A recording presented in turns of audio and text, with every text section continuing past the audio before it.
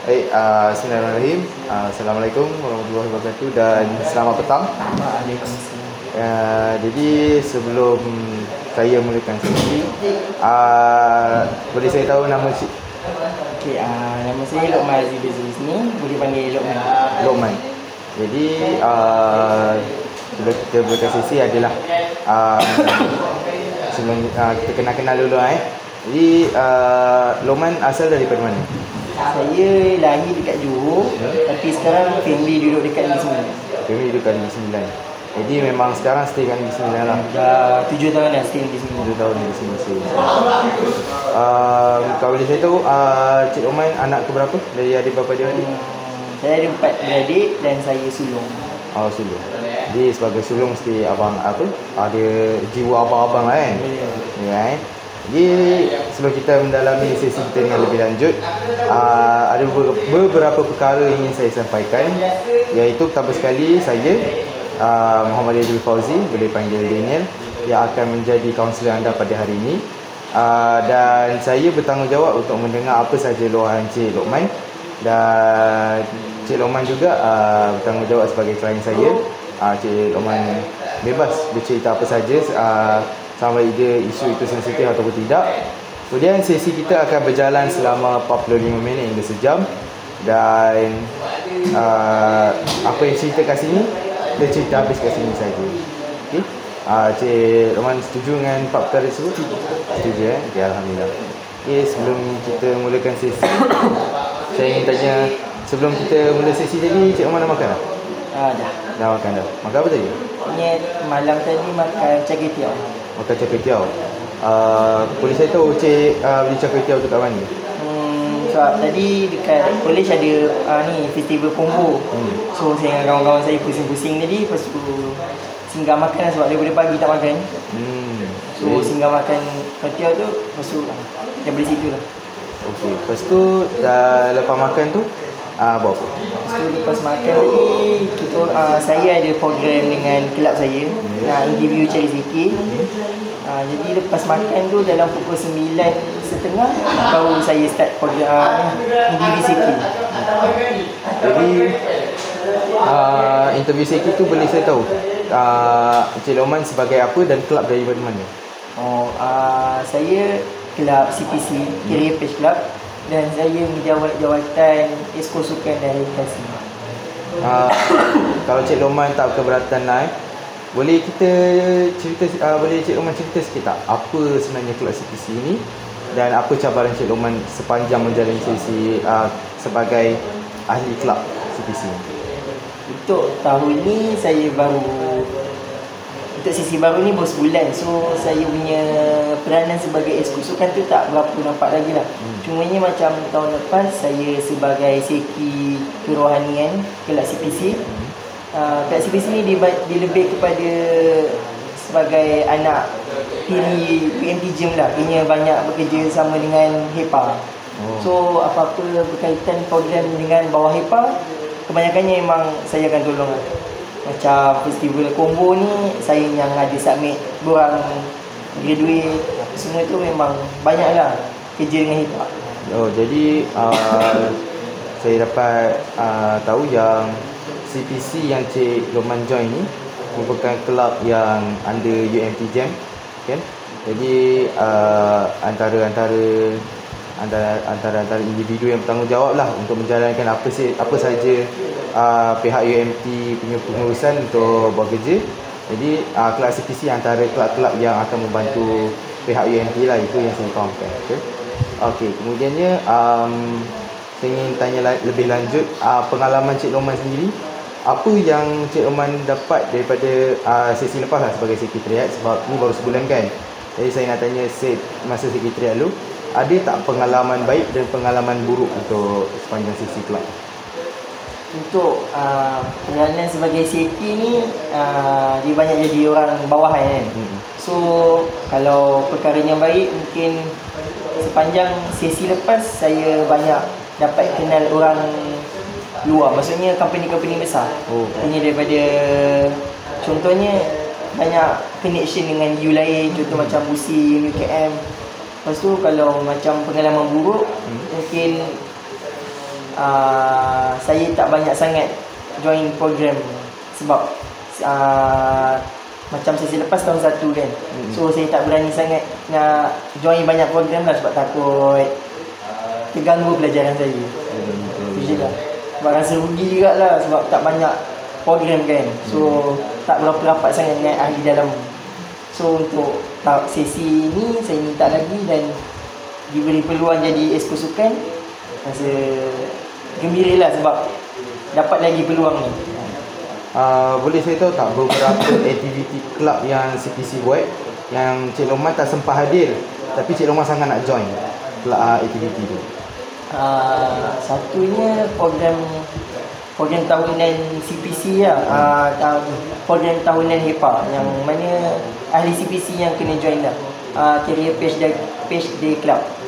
Maksudnya company-company yang buka untuk internship pelajar-pelajar, dia akan buka booth dekat Dewan. So program tu yang saya tak dapat join. Artinya dekat time tu rasa rugi lah sebab itu peluang saya nak kenal dengan company-company lain kan.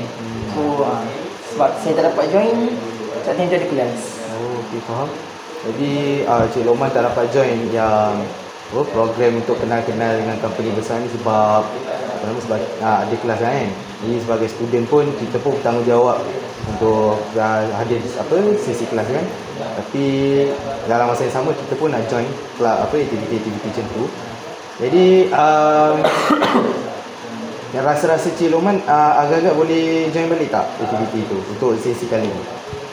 Untuk sesi ni harapnya boleh lah sebab macam saya sebagai esko sukan ni walaupun baru sebulan tapi pihak HEPA dah banyak keluarkan jadual program. Maksudnya kena banyaklah program yang berkaitan dengan CPC kena join. Artinya macam Career Page Day Club, lepas tu program internship. Artinya saya lepas tu untuk tahun ni saya tak banyak sangat kelas. Macam hari Isnin saya free, hari Khamis pun saya free. So saya rasa macam peluang saya lah boleh saya join untuk tahun ni. Okey, faham. Jadi kita mendalami sikit berkaitan dengan Kerjaya. Sebab Cik Lokman banyak join kelab CPC ni adalah kelab Kerjaya kan. Jadi dalam perspektif diri Cik Lokman sendiri, kerjaya apa yang Cik Lokman idamkan dalam kehidupan? Macam saya sebagai pelajar sarjana muda kaunseling. So kejayaan yang saya nampak ialah saya cuba untuk jadi kaunselor dekat penjara. Cumanya saya punya impian tu macam terhalang dengan mak ayah saya lah. Sebab mak ayah saya kata kalau boleh dia nak saya jadi cikgu. So mungkin saya dengan kejayaan yang kelab yang saya belajar, saya masuk ni, saya boleh tunjuk dekat mak ayah saya yang mana jadi kaunselor kat mana-mana pun dia sama. Ini bukan cikgu lebih ke kat lain lebih. Ini semua kalau dah kaunselor ni semua sama. Saya faham.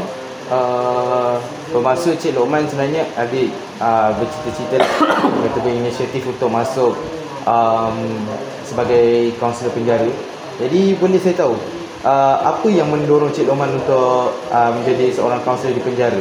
Adakah Cik Lokman pernah berhadapan dengan orang-orang tahanan ataupun apa-apa saja? Boleh saya tahu? Macam saya sebelum masuk degree ni saya diploma. So ada satu masa tu saya ada lawatan untuk pergi ke penjara Sungai Udang, Melaka. So time tu saya dengan rombongan saya diberi peluang macam tengok satu sesi banduan akhir. Akhirnya start daripada situ saya mula diploma dalam kos Al-Quran dan Sunnah. So masa SEM 4 saya rombongan tu, dan start tu saya rasa macam tertarik untuk menjadi kaunselor, dan juga saya tertarik untuk berhadapan dengan banduan akhir. So daripada rombongan tu saya pasang hasrat yang mana saya nak sangat jadi kaunselor dekat penjara. Saya faham. Sebenarnya Cik Lokman terdorong untuk menjadi seorang kaunselor di penjara disebabkan pengalaman Cik Lokman berhadapan dengan buat rombongan di penjara, iaitu mendorong Cik Lokman untuk menjadi seorang kaunselor di penjara. Jadi semasa Cik Lokman berhasrat untuk menjadi kaunselor di penjara, Cik Lokman ada tak buat research ke apa pekerjaan, apa cara untuk adap banduan-banduan? Untuk research, macam saya diploma dalam kos Al-Quran dan Sunnah kan. So masa sebelum saya nak grade tu, saya ada jumpa kaunselor U saya. So saya cakap dengan dia yang mana impian saya ni macam bercanggah lah dengan kos saya sekarang kan, yang masih diploma. So dia cakap yang mana kaunseling dengan Al-Quran ni dia boleh berkait. Sebabnya Al-Quran pun ada penawar dia sendiri. Lepas tu kaunseling ni pun dia macam memberi sedikit semangat kepada orang kan. So dia kata boleh cuba untuk sambung dalam bidang kaunseling psikologi. So dengan daripada pendapat kaunselor saya kat U tu, saya pun cuba untuk sambung dalam bidang kaunseling. Saya faham. Maksudnya Cik Lokman sebelum maksudnya selepas Cik Lokman buat rombongan, Cik Lokman pun ada tanyalah kaunselor di semasa belajar di diploma, dan kaunselor itu pun sendiri meyakinkan Cik Lokman untuk menjadi seorang kaunselor. Jadi kita berbalik pada isu awal tadi, iaitu kenapa Cik Lokman, apa hasil Cik Lokman dalam kerjaya. Jadi kalau saya boleh tahulah, harapan mak ayah pada Cik Lokman sebagai untuk menjadi seorang cikgu, adakah Cik Lokman fikir ada Cik Lokman nak jadinya, ataupun Cik Lokman rasa macam benda tu membebankan Cik Lokman? Untuk harapan mak ayah tu, sebabnya mereka harapkan yang mana adik-beradik saya akan jadi cikgu. Cumanya adik-beradik saya sulung, dan adik saya yang bab kedua dia belajar accounting, dan yang ketiga belajar engineering. So semua tak ada kena-mengena dengan cikgu. So harapan mak ayah saya cuma dia cakap kalau boleh nak saya jadi cikgu lah, sekurang-kurangnya ada cikgu dalam satu keluarga. Macam tu lah. Jadi adakah Cik Lokman ada pasang niat untuk menjadi seorang cikgu sekiranya pekerjaan di penjara Cik Lokman tak dapat? Mungkin saya akan jadi cikgu kalau mak ayah saya tak restu saya jadi kaunselor kat tempat lain. Artinya macam kita tahu, doa mak ayah ni penting juga, keadaan mak ayah apa semua. So saya cuba yang terbaik dan saya ikut apa yang mak ayah saya suruh. Jadi saya dapat simpulkan bahawa Cik Lokman sebenarnya ingin menjadi seorang kaunselor di penjara, dan Cik Lokman pun ada buat research pasal penjara dan pengalaman Cik Lokman yang berharga sendiri, iaitu pergi rombongan di penjara. Itu yang membuatkan Cik Lokman berhasrat untuk menjadi kaunselor. Tetapi berlaku sebaliknya, ibu dengan ayah Cik Lokman pula yang mengidamkan bahawa Cik Lokman menjadi seorang guru kaunselor di sekolah lah. Jadi Cik Lokman pun dah cakap yang sekiranya tak dapat restu, Cik Lokman akan berusaha untuk menjadi cikgu lah, kaunselor. Jadi disebabkan kita kesuntukan masa, kita akan tangguhkan sesi ini pada minggu hadapan, insya-Allah. Terima kasih Cik Lokman.